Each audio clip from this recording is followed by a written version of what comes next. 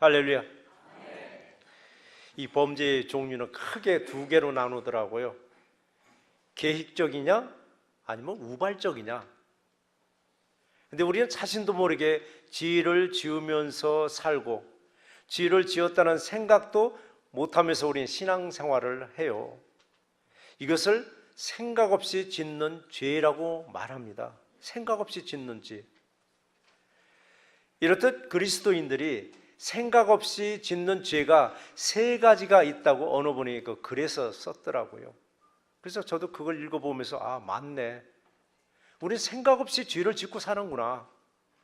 그 세 가지 죄란 뭔가 했더니 원망하는 죄가 있더라고요. 그리고 교만죄가 있습니다. 그리고 감사하지 않는 죄가 있더라고. 이 중에서 먼저 원망죄를 한번 살펴보자고요. 내가 신앙생활 아주 잘한다고 생각합니다. 내가 나 자신을 들여다봐도 참 기특하다. 옛날엔 이러지 않았는데 참 기특하다 할 정도로 자기 자신을 참 칭찬합니다. 참 내 신앙생활을 잘한다라고. 그런데 왜 내게는 복이 없을까?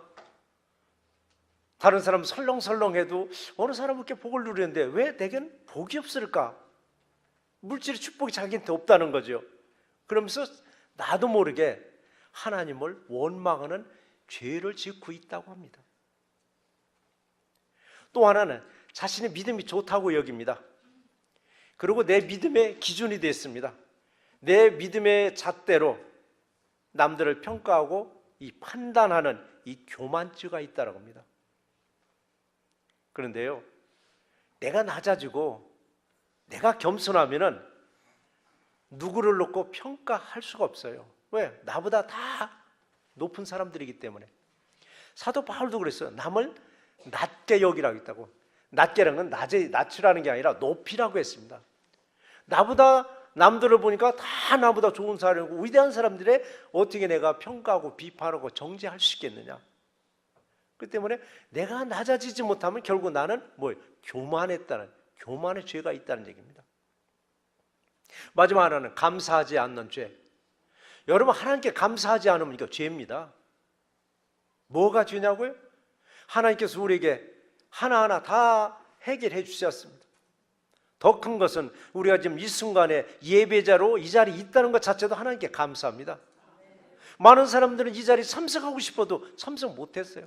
일 때문에 참석하지 못했고 병석에 누워서 참석하지 못했고 여러 가지 사정으로. 그래서 오늘 내가 예배자로 이 순간에 있다는 자체가 하나님께 감사한데 이걸 감사하지 못한 거? 하나님께 죄를 짓는 겁니다. 하나님께 죄를. 그래서 우리는 정말 감사하지 못한다면 어떻게 돼요? 두리뭉실. 뭐가 담 넘어간다고 그러죠? 그냥 큰 소리를 해보세요. 감사하지 못하고 두리뭉실 구렁이에 담 넘어가면 슬그머니 그냥 넘어가 슬그머니 빠져나가요. 그렇듯이 우리는 죄를 짓고 살아가는 거예요. 어떠세요, 여러분? 정말 우리는 생각 없이 세 가지의 죄를 정말 짓고 있는 거예요. 우리 예수님의 생일을 준비하잖아요. 대강절은 예수님의 생일을 준비하고 맞이할 준비하는 게 바로 대강절이에요. 예수님의 생일을 준비하면서 생각 없이 지었던 이 죄조차도 이번 기회에 깨끗하게 씻어버리시는 우리 새날교회 되시기를 주의 이름으로 축원합니다. 자, 이번 대강절 절기 중에서 다음 주까지가 대강절이에요. 그런데 다음 주에는 우리 성탄절 예배를 드려야 되니까 오늘까지 이제 대강절 설교를 하는데요. 자, 대강절 절기 중에서 주님으로부터 받은 은혜를 한번 계산해 보자고요. 올해 내가 주님으로부터 받은 은혜가 지금 얼마나 될까? 이걸 어느 분은 축복으로도 생각하더라고요. 은혜는 축복이에요. 한번 생각해 보시자고요. 과연 얼마나 받았는가? 어마어마하게 받으셨어요. 주님을 만나 은혜를 입었으면 주님은 나에게 모든 걸 다 주셨다는 얘기입니다. 다 주셨다는 얘기예요. 그럼 나는 주님께 무언가를 드려야 되지 않겠어요? 받기만 하고 그냥 꿀꺽꿀꺽 삼키고 마를 거예요? 나도 뭔가 주님 앞에 드려야만 되잖아요. 그럼 나는 주님께 뭐를 드려야 될까 한번 생각하시면서 주님이 기뻐하시는 일이 무엇일까? 주님이 기뻐하시는 일을 최선을 다해서 주님의 오심을 준비하는 우리 새날교회 되시기를 주의 이름으로 축원합니다. 자, 대강절 세 번째 주일에게 우리에게 주시는 말씀 중 첫 번째 무슨 말씀을 주시는가 했더니 믿음의 계보가 끊어지지 아니하고 영원하리라라고 했습니다.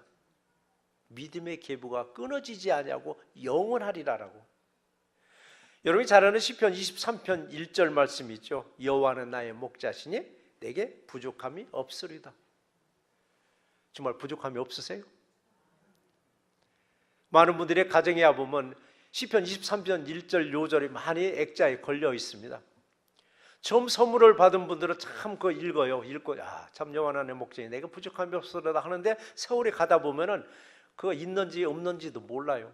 그래도 여러분 그 구절을 꼭 읽어가면서 정말 내가 부족함이 없구나, 내가 정말 부족함이 없구나라고 여러분 고백하실 때 정말 풍성하게 부족하지도 않고 모자라지도 않게 채워주셔요. 그런데요 늘상 부족하대요. 어느 사람 만나보면 뭐든지 부족하대요. 이래서 부족하고 저래서 부족하다고 입술로 고백할 때 아무리 부어줘도 아무리 넘치게 채워줘도 늘 부족한 거예요. 늘 부족하고 늘 모자라다고 여겨질 때 우리는 무엇을 낳고 해요. 무엇을 이렇게 낳고 낳는가 했더니 야고보서 1장 15절 말씀에 욕심이 잉태한즉 죄를 낳고 죄가 장성한즉 사망을 낳느니라고 했어요.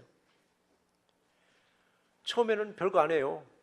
욕심이 애를 배했다는 얘기입니다. 잉태는 애를 배했다는 얘기예요. 애를 배해서 낳는데 뭐를 낳았어요? 죄를 낳은 거예요. 이 죄가 크다 보니까 죄가 점점 크다 보니까 뭐를 낳아요? 사망을 낳아버리더라고요. 사망을. 그래서 우리가 욕심이 잉태한즉 죄를 낳고 죄가 장성한즉 사망을 낳느니라는 이 말씀이 여러분 새삼 실감나실 거예요. 근데 욕심은 언제 생기는가? 비교할 때 생겨요. 비교할 대상이 없으면 욕심 날 게 없어요. 왜? 나밖에 없으니까. 근데 내 곁에 누구를 보니까 나보다 많은 것 같아 보니까 그걸 채워야 되니까 욕심이 생기는 거예요. 그래서 여러분 이 대강절을 맞이해서 욕심도 내려놓고 감사하는 절기가 되시기를 주의 이름으로 축원합니다. 우리 한번 기억해 보시자고. 무엇을? 족보를 한번. 우리 이제 예수님 족보가 나와야 예수님이 생일을 맞이하는데 족보를 창세기 5장에서 나온 족보와 마태복음에서 나오는 족보를 한번 비교해 보시자고요. 창세기 5장의 족보에서는 낳고 죽고 낳고 죽고 낳고 죽고 연속이 아니에요. 계속 단절돼요. 낳고는 낳고가 아니라 낳고는 죽었대요. 그리고 다시 낳고 또 죽었대요. 연속이 이루어지지 않는 거예요. 근데 마태복음의 족보에서 보니까 계속 낳고 해서 마태복음 1장 16절의 말씀에서는 야고보는 마리아의 남편 요셉을 낳았으니 마리아에게서 그리스도라 칭하는 예수가 나시니라라고 했습니다. 낳고 죽고는 단절이지만은 낳고 해서 마지막에 예수가 나시니라. 바로 저와 여러분의 믿음도 마찬가지입니다.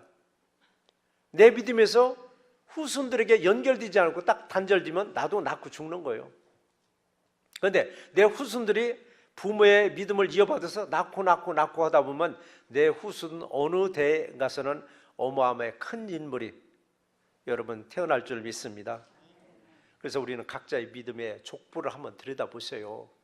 혈통의 족보 말고 여러분 믿음의 족보를 들여다보시면은 믿음을 처음 받아들인 당대가 여러분 있을 수도 있어요. 믿음을 처음 받아들인. 근데 어느 가정을 보면 막 멧돼지 할아버지부터 쫙 믿음의 계보가 이어져서 나한테 내려온 사람도 있고, 어느 가정을 보면 쫙 내려오다 딱 끊겼다가 나로부터 다시 시작하는 그런 믿음의 계보도 여러분 있어요. 근데 오늘 보면 17절에 그 말씀이 있죠. 이스라엘 집의 왕위에 앉을 사람이 다윗에게 영원히 끊어지지 아니할 것이며 라고 했습니다. 여기서 뭐라면요? 영원이라고 했습니다. 영원히. 낳고 죽고가 아니라 계속 낳고 낳았더니 다윗이 태어나고 다윗의 후손 중에 예수 그리스도가 태어났다고 했습니다. 저와 여러분들의 가문에서도 믿음의 가문으로 번성하는 축복이 임하기를 주의 이름으로 축원합니다. 이렇게 각 가정에서의 여러분 믿음의 계보가 계속 연결되면은 여러분의 가문이 믿음의 가문이 되는 거고, 여러분의 가문이 훌륭한 가문이요, 그리고 믿음의 명문가로 세워집니다. 여러분의 믿음의 계보에서 여러분 이 나라를 지배하고 정복할 수 있는 유능한 인물들이 태어날 수 있도록 여러분 기도하시기 바랍니다. 제가 가문 얘기 참 잘합니다. 가문이요, 2, 3대 내려가면 그냥 가문으로 형성되는데 우리 가문은 뭘 내세울 수 있는 가문인가? 여러분 오직 믿음을 내세울 수 있는 가문으로 지금부터라도 닦아 나가시기 바랍니다. 믿음으로 승리한 가문들 다 그 뭘로 성공했어요? 예수를 통해서 성공한 사람들입니다. 그래서 우리는 낳고 낳는 여러분의 각 가정이 되기를 주의 이름으로 축원합니다. 이제 머지않아서 예수님의 탄생, 바로 예수님의 탄생을 기념한 날이 이제 다음 주와 그 다음에 24일 날이 다가옵니다. 우리 더 쉬운 말로 예수님의 생일을 이제 맞이하는데, 예수님의 생일을 어떻게 기념할까? 어떻게 기념할까? 해마다 오다 보니까 별로 감동도 없고 감격도 없어요. 해마다 늘 예수님의 생일 잔치를 하다 보니까 예수님의 생일을 맞이해서 우리 가정에서는 예수님 앞에 뭘 드릴 수 있을까? 예수님의 생일을 맞이해서 나는 예수님께 뭐를 드릴 수 있을까? 여러분 작은 고민을 한번 해보시기 바랍니다. 뭐를 드릴까? 수많은 사람들 자신의 생일날과 부모 형제들 생일날과 이웃들의 생일날 다 기억하십니다. 그리고 생일날 잔치도 하고 생일날 서로 선물도 주고받고 다 해요. 자, 그럼 우리 가정에서는 날 구원하신 예수님의 생일날인데, 생일날을 맞이해서 다음 주 성탄절 예배와 24일 성탄절 2부 예배 때 생일 선물로 뭐를 드릴까? 여러분 뭐를 드릴까? 그러면 또 목사가 또 돈 타령하나? 저 돈 얘기하는 게 아니에요. 내라고 안 해도 여러분은 감사하면 내게 돼 있는가? 그건 저건 관계없습니다. 하나님이 여러분의 마음을 움직여 주면 내는 거니까. 제가 하고 싶은 얘기는 이번 기회를 통해서 그동안에 소식이 단절된 주변 분들이 있습니다. 이번 기회에 소식이 두절되고 그냥 어떤 관계로도 단절된 그 이웃들과의 관계를 이제는 정성을 다해서 마음을 다해서 서로 좀 대화 문이 열리고 서로 대화하고 만날 수 있는 그런 절기가 됐으면 여러분 참 좋겠습니다. 그래서 성탄절은 화해와 정의와 평화라고 말을 하잖아요. 이번 기회에 소원했던 사람들 관계에서도 더 좋은 관계로 이어질 수 있는 그런 관계가 되기를 주의 이름으로 당부드립니다. 그래서 우리는 어떤 선물보다도 그래요. 예수님이 가장 기쁘게 받으시는 선물은 뭘까? 감사로 드리는 예배입니다. 그리고 감사하는 예배자가 되는 것입니다. 내가 감사하면은요, 무엇을 드려도 전혀 아깝지 않습니다. 내가 감사하면은, 근데 감사하지 못하고 뭐를 드리려면은 드리도 아까워요. 자, 또 절기가 됐으니까 이거 좀 체면치레로 드리긴 드려야 되는데 아까운 거예요. 저는 그래요. 아까우면은 그거 드리지 말라고 그래요. 왜? 드리고서도 하나님이 받아주지 않냐니 뭐로 드리느냐고요. 그 돈 가지고 차라리 나가서 식구들과 짜장면 한 그릇 먹는 게 더 즐겁기도 해요. 그런 말 했더니 재정부에서는 컴플레인도 하더라고요. 그런 말 하지 마세요. 그러면 재정 줄어요. 그런데 하나님은요, 이런 소리 한다고 주는 게 아니에요. 여러분 감사하면은요, 여러분께 막 쓸개도 다 빼줘도 아깝지 않은 거예요. 근데 주고서도 아까우면 정말 며칠 가요. 몇 주 갈 수도 있고, 이거 체면체로로 내가 장로인데 권사인데 이거 안 들을 수도 있고. 그러나 여러분 감사한 마음으로 과부의 두 냅돈 같은 작은 돈 드려보세요.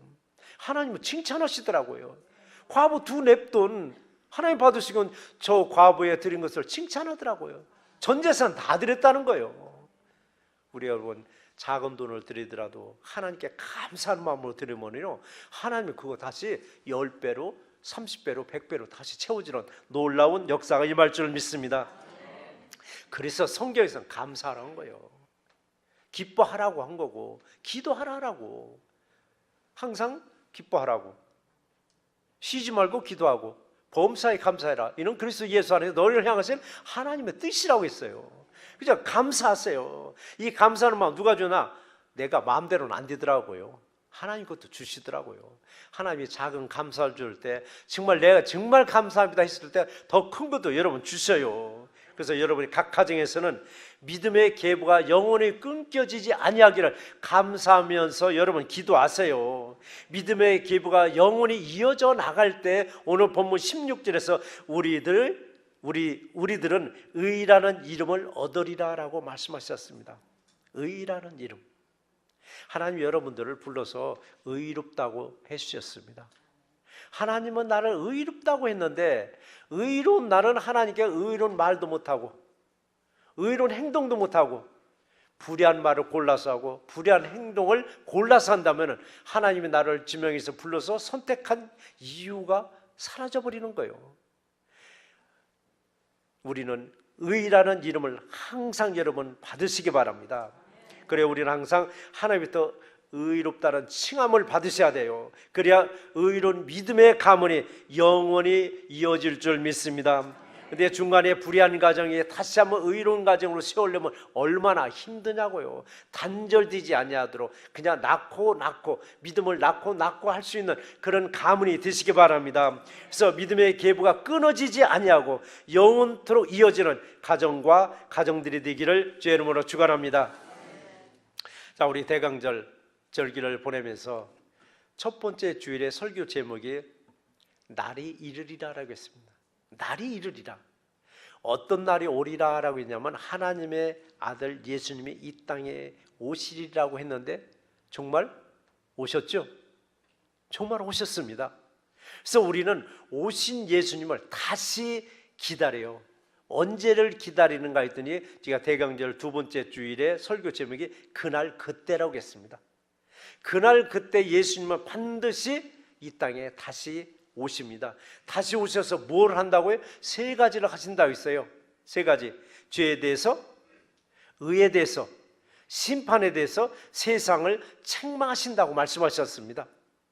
우리들은 주님이 언제 어느 때 오실지라도 항상 웰컴할 수 있는 새날개와 성도 이름 되시기를 주의 이름으로 축원합니다. 자, 두 번째 주신 말씀이 뭐냐면은 예배가 영원히 끊어지지 아니하리라라고 했습니다. 예배가 영원히 끊어지지 아니하리라.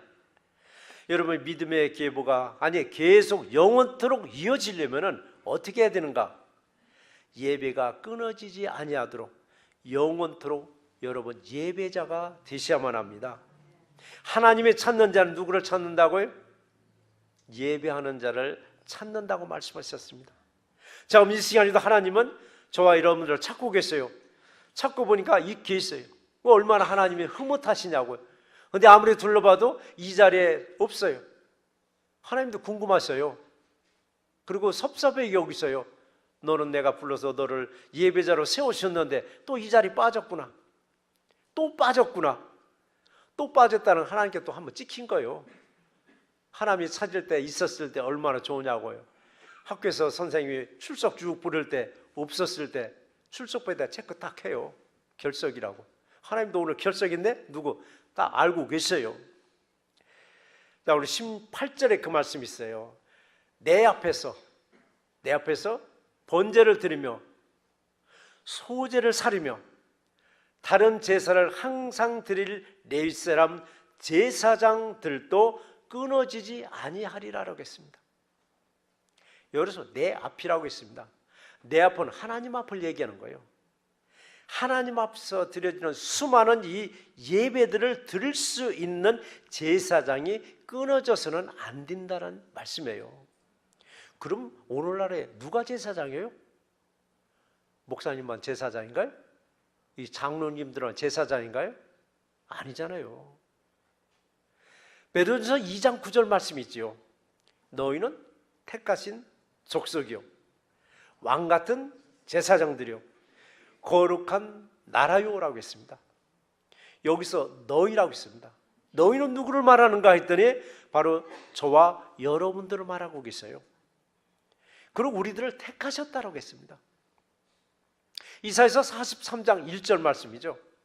내가 너를 구속하였고 내가 너를 지명하여 불렀나니 너는 누구고? 하나님이고 내 것이라고 했습니다. 내 것.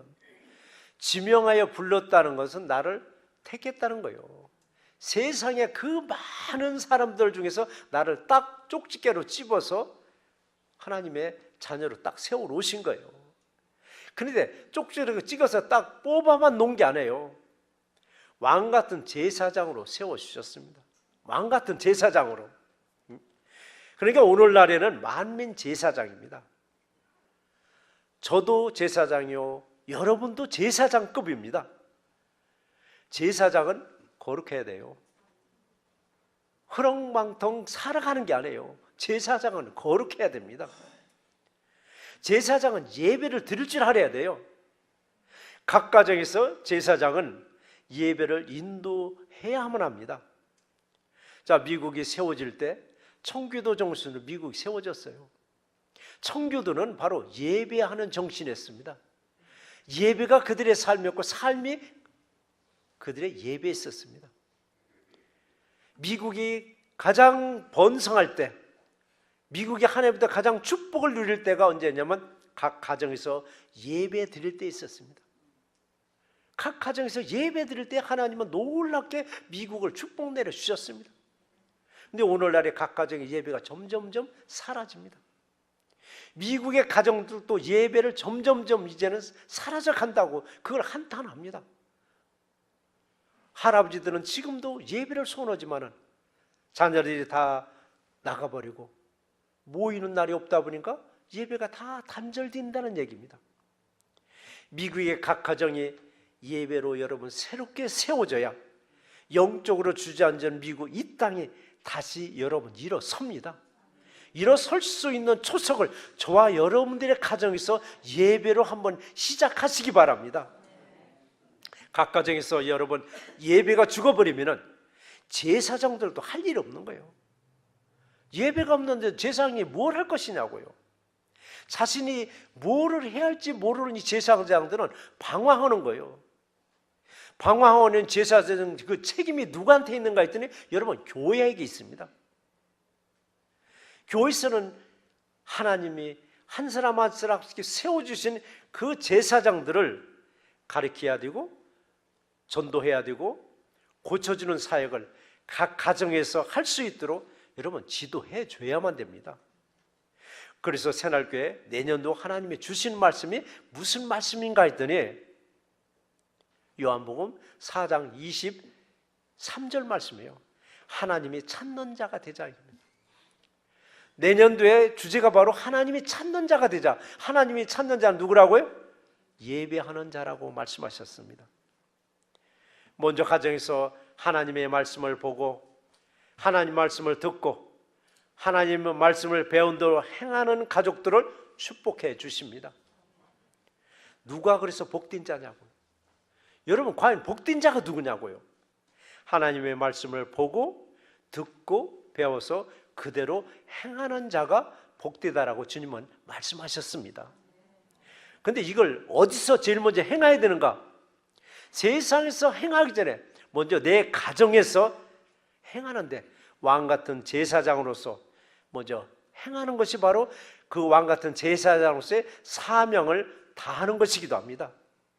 여러분 예배가 살아나는 가정은 반드시 예수님과 함께 하신다고 말씀하셨습니다. 예수님과 함께 하신다는 건 뭐냐? 여러분 마태복음 18장 20절 말씀에 보면은 두세 사람이 내 이름으로 모인 곳에는 나도 그들 중에 있느니라라고 했습니다.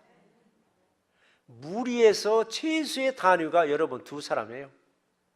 두 사람, 세 사람이 모인 곳에 세상의 이름으로 모인 곳에 주님이 함께 하시는 것이 아니라 예수의 이름으로 모인 곳에 나도 그들과 함께 있느니라고 말씀하셨습니다.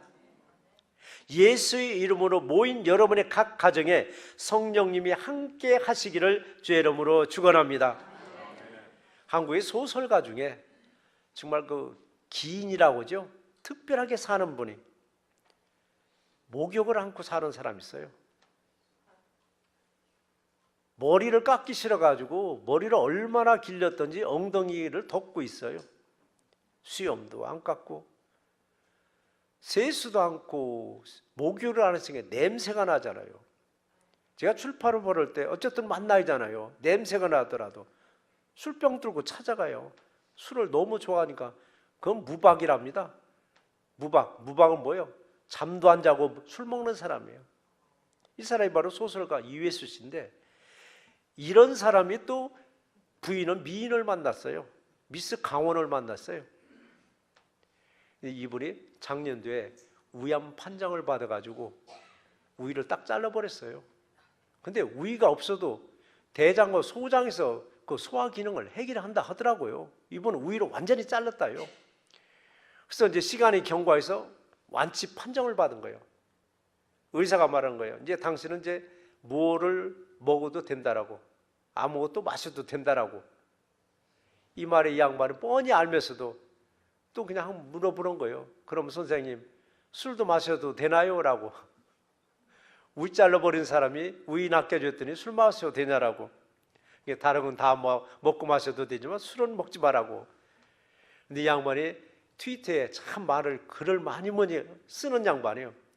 그 말에 무슨 말을 썼느냐면은 멸치는 작아도 바다에서 살 자격이 있다라고 있더라고요. 하찮은 말인데 참 그 말이 생각나게 하더라고요. 여러 가지를. 바다에서 멸치는 이게 보이지도 않는 존재예요. 그런데 바다에서 살 자격이 있다. 그걸 잘 생각해 보니까 그렇더라고요. 우리의 존재가 아무리 보잘것없이 보일지라도 하나님이 보실 때는 여러분은 얼마나 위대한 존재인가를 여러분 아셔야 돼요.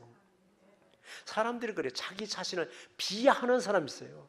자기 자신을 그냥 아직 문열이 취급하는 사람이 있어요. 아이고 나 같은 놈 괜히 태어나서 괜히 뭐 식충이라는 말을 쓰더라고. 밥만 축내고 세상에 괜히 자리만 차지했다라고.